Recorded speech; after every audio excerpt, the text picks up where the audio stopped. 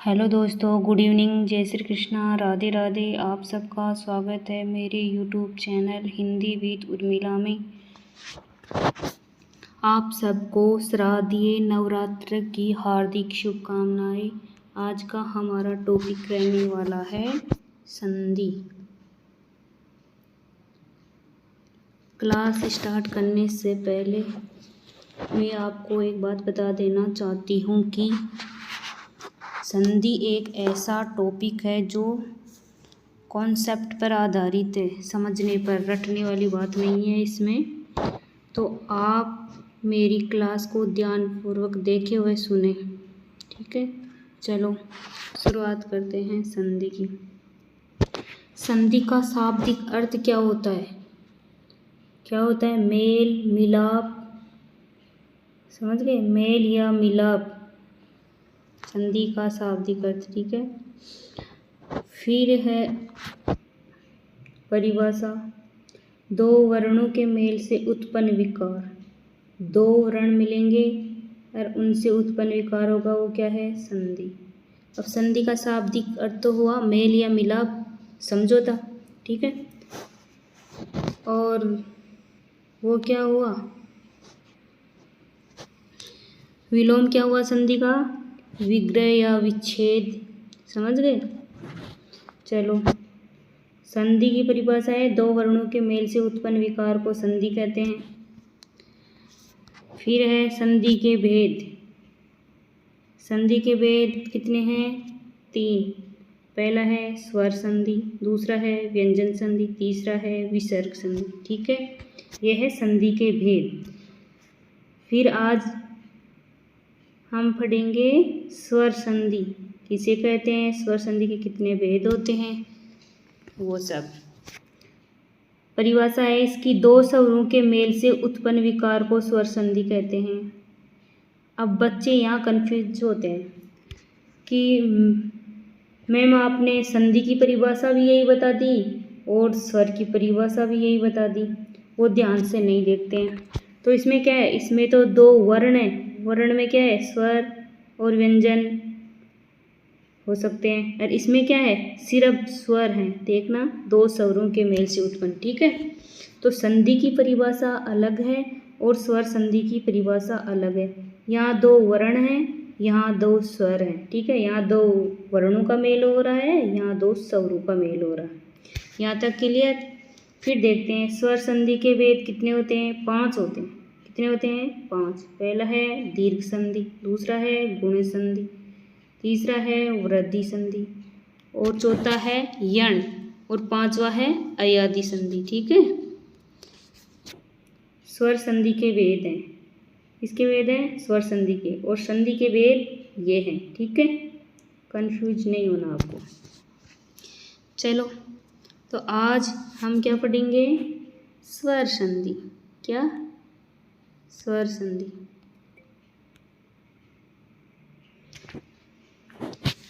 स्वर संधि में पहला है आपका, क्या है पहला? दीर्घ संधि, ठीक है। पहला भेद है स्वर संधि में दीर्घ संधि। स्वर संधि किसे कहेंगे? दो स्वरों के मेल से उत्पन्न विकार को स्वर संधि कहते हैं, ठीक है। और संधि है, दो वर्णों से उत्पन्न विकार को संधि कहते हैं। दोनों की परिभाषाएं अलग अलग हैं, आपको ध्यान में रखना है। फिर चलते हैं, स्वर संधि के 5 भेद होते हैं, और 5 में पहला पढ़ रहे हैं अपन दीर्घ संधि, ठीक है। इसमें क्या होता है? इसमें दो समान स्वर होते हैं, वो आपस में मिलते हैं और वो दीर्घ हो जाते हैं, ठीक है। कैसे? इनकी परिभाषा देखो, दो समान स्वरों के मेल से उत्पन्न विकार को दीर्घ संधि कहते हैं। दो समान स्वर होंगे और उनसे उत्पन्न विकार क्या कहलाएगा? दीर्घ संधि। अब दो समान स्वर कैसे? अब इसको बाद में देखना है, सूत्र को पहले यहाँ से देखो। यदि ए आ के बाद ए आ में से कोई स्वर आए, ठीक है, ए आ के बाद ए आ में से ही आए कोई स्वर, तो क्या होगा? ए आ मिलके आ, ठीक है। फिर है ई के बाद ई में से कोई स्वर आए तो ई का क्या होगा, ई बड़ी, ठीक है। ई के बाद ई में से ही आना चाहिए कोई स्वर, अन्य नहीं आना चाहिए, ठीक है। तथा ऊ के बाद ऊ में से कोई स्वर आए तो ऊ में परिवर्तित हो जाता है, बड़े ऊ में, ठीक है। तो इसमें क्या है समझने वाली, इसमें ये है, इधर देखो, अब ये वाला देखो, ए धन आ भी हो सकता है, ए धन ए भी हो सकता है, आ धन ए भी हो सकता है, आ धन आ भी हो सकता है, और ये चारों ही आएंगे, उनका क्या बनेगा, आ, ठीक है, ये वाला। अब इसी प्रकार इधर है ई वाला भी, ई धन ई धन ई धन ई धन ई, ठीक है। छोटी या बड़ी ई आगे भी आ सकती है, पीछे भी आ सकती है, तो बनेगा क्या, बड़ी ई। इसी प्रकार ये ऊ वाला है, ऊ धन ऊ बड़ा ऊ, बड़ा ऊ धन छोटा ऊ बड़ा ऊ, ऐसे ही ऊ धन ऊ धन ऊ, ठीक है। इधर भी यही होगा सेम। अब देखो, इसको मैंने खोल के बताया है और इसका मैंने सूत्र ही बना दिया। अब देखो इस सूत्र को आप, अब ध्यान से देखो, ठीक है। अब देखो इस सूत्र को, ये देखो, इसको शॉर्ट में बनाया मैंने, ए आ ई ऊ धन ए आ ई ऊ बराबर क्या होगा, आ ई ऊ, ठीक है। याद रखना है, ए आ ई ऊ, फिर ए आ, फिर ई, फिर ऊ, फिर इन दोनों को मिलके, ए आ को मिलके तो आ, ई को मिलके ई, ऊ को मिलके ऊ, ये है, ठीक है। अब कैसे संधि में कैसे मिलेंगे ये देखते हैं, ठीक है। चलो आगे, अब देखो ध्यान से, शब्द है हिमालय। देखो एक बात और बता देना चाहती हूँ मैं, कि संधि में जो शब्द का अर्थ होगा वही टुकड़े का अर्थ होगा, ठीक है, तभी वो संधि है। अब देखो हिमालय, हिमालय का मतलब हिम यानी बर्फ, आलय यानी घर, बर्फ का घर, ठीक है। अब इधर है हिम धन आलय, ये हुआ इसका, है ना। तो हिम में क्या है, ए है, ए निकालिए। आलय में क्या है, आगे आ है, ए धन आ बराबर क्या हुआ, आ, ठीक है। फिर है गिरीश, गिरीश पर्वत को भी बोलते हैं, है ना, कृष्ण को भी बोलते हैं। फिर इधर देखना, गिरी धन ईस, गिरी में ई निकाल लिया और ईस का ई निकाल लिया तो क्या हुआ, ई, ठीक है। अब इसी तरह है बू ऊर्जा में, बू धन ऊर्जा, बू का ऊ ले लिया और ऊर्जा का ऊ ले लिया तो क्या हुआ, ऊ हुआ, ठीक है। क्या हुआ, ऊ हुआ, ओके। अब इसी प्रकार आपको हर में देखना है।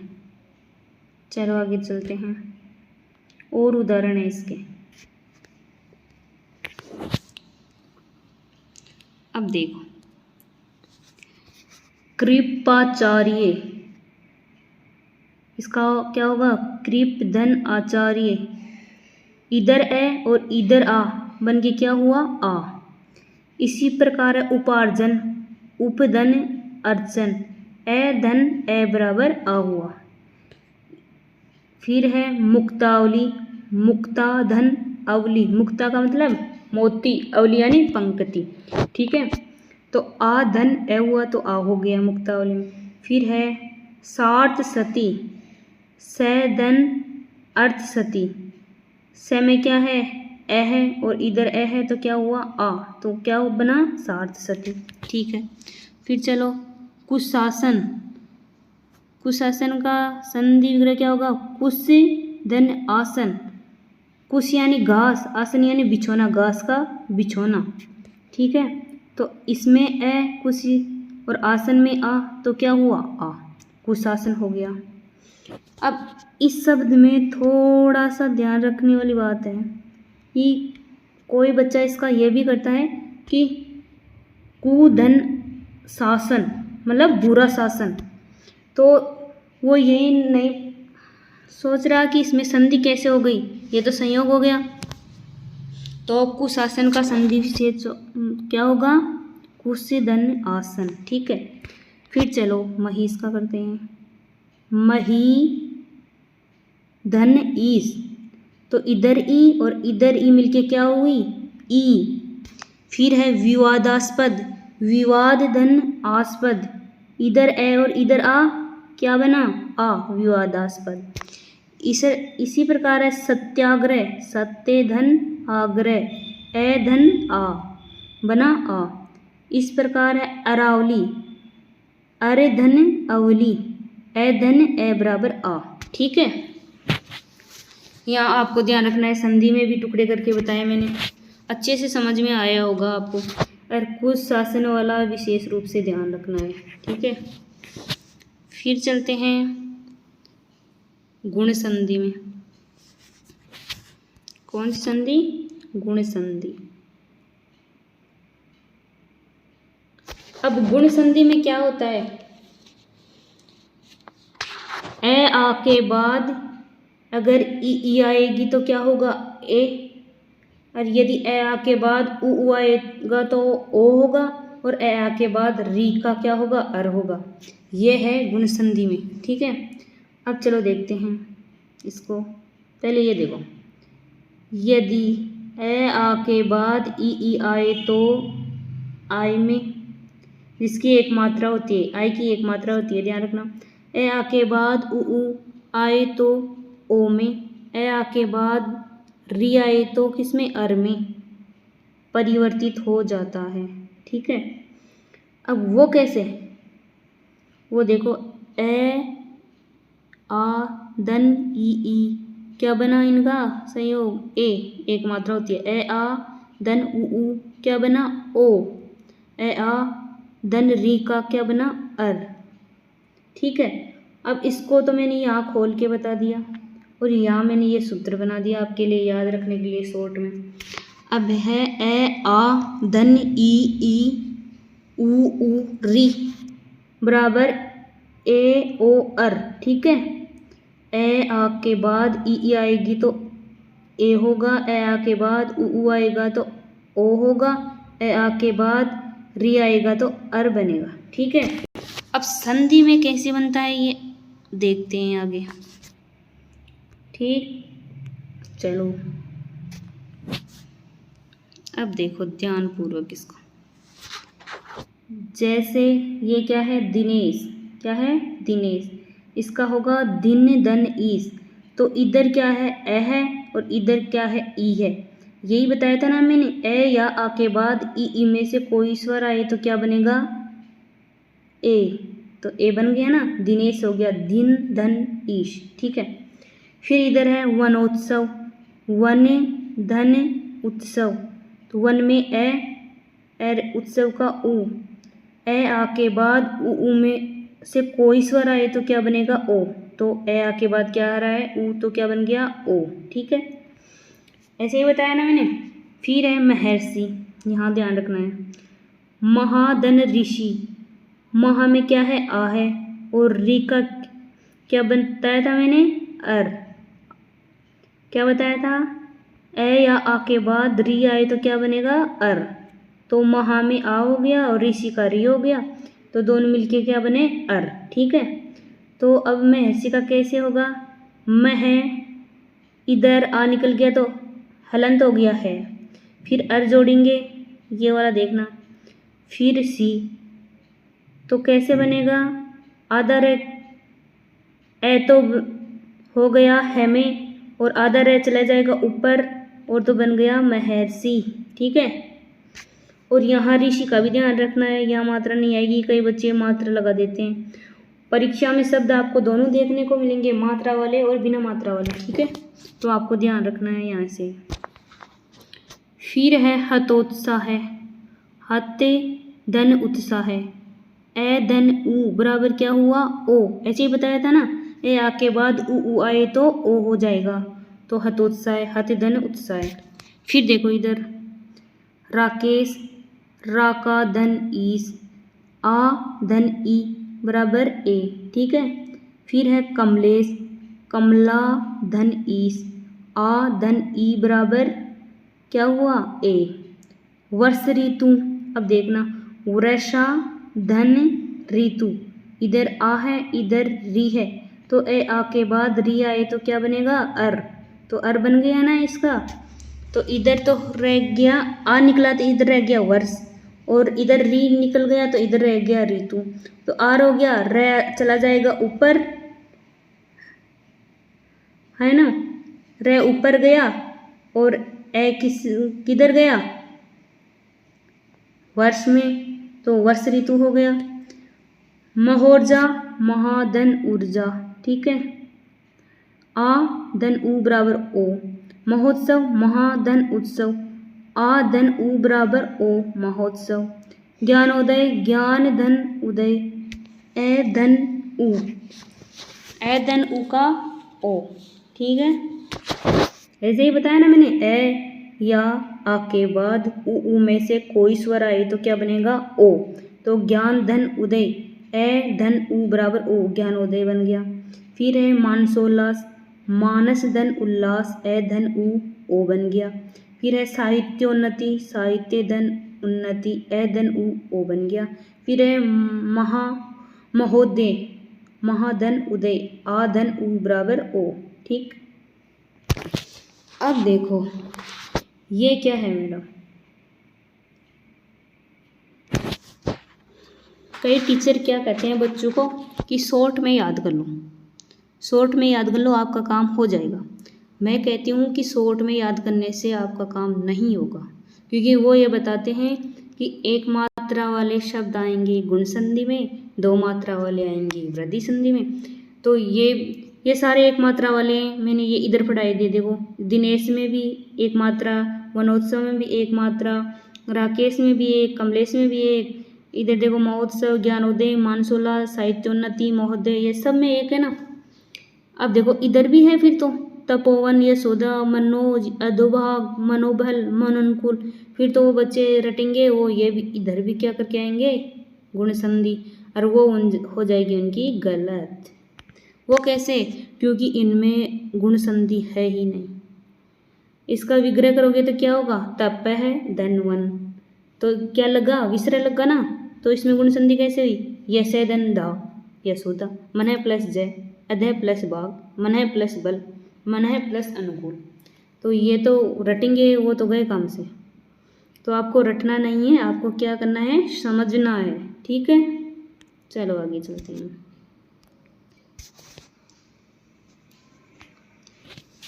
फिर चलते हैं वृद्धि संधि। क्या है, वृद्धि संधि, दीर्घ और गुण की अपने। फिर अब तीसरी क्या है, वृद्धि संधि, वृद्धि।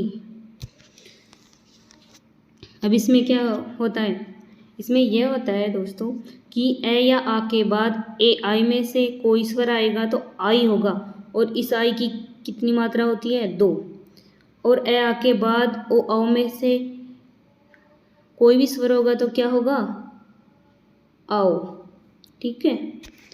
वो कैसे,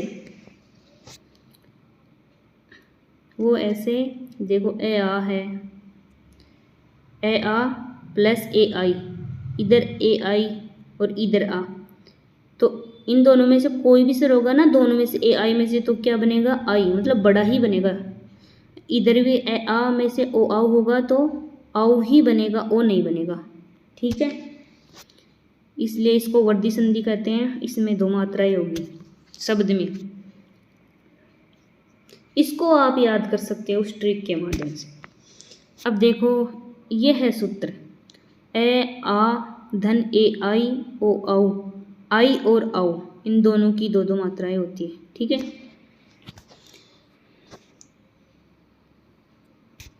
फिर चलो वृद्धि का ऐसे याद रख लेना कि वृद्धि मतलब एक मात्रा से दो मात्रा की वृद्धि, ठीक है।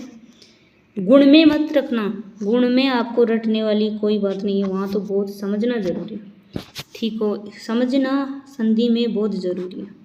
फिर चलते हैं कैसे मैडम, यह है सदैव, सदा धन एव हो गया ना इसका, सदा में क्या है आ है और एव का क्या है ए है, तो दोनों का मिलके क्या बनेगा आई, आई की दो मात्रा होती है तो यहाँ दो मात्रा, ठीक है।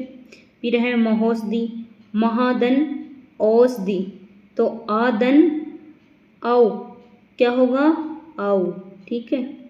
फिर है महेश्वरी, महादन ऐश्वर्य, आदन आई बराबर आई, ठीक है।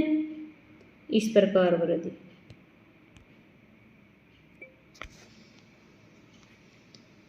किसी भी उदाहरण को रटने नहीं बैठना है आप, किसी को भी। अब देखो,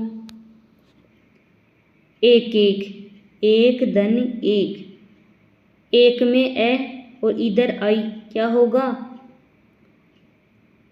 आई हो गया ना, ए धन ए बराबर आई हो गया ना, तो एक एक हो गया। फिर है महोषधि, महाधन औषधि, आधन औ बराबर औ महोषधि।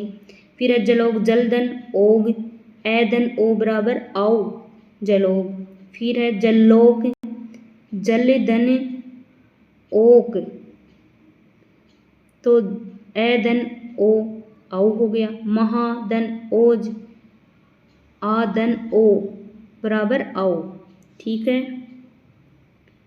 इसमें क्या है, वृद्धि में क्या होगा, ए या आ के बाद ए आई में से, मतलब इन ए आई में से ही होना चाहिए कोई स्वर, तो क्या होगा, आई, आई बड़ा है ना ए से। फिर इसी प्रकार ए आ के बाद ओ औ में से कोई स्वर हो तो औ, ओ से बड़ा औ है ना, इस प्रकार इसको ऐसे याद रखना है। इसमें इस वर्धी संधि में शब्द में अधिकतर दो मात्रा ही मिलेगी, अधिकतर क्या, दो मात्रा ही मिलेगी, इसको आप याद रख सकते हो, ठीक है। चलो आगे चलते हैं।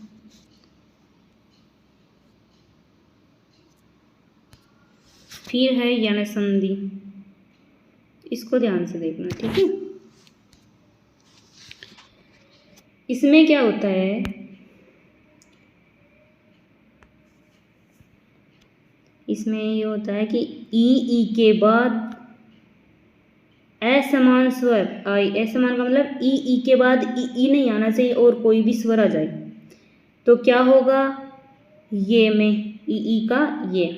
फिर है ऊ के बाद असमान स्वर आए तो वह में, मतलब ऊ के बाद क्या आएगा, ऊ नहीं आएगा, कोई भी स्वर आ जाएगा, तो ऊ का क्या होगा,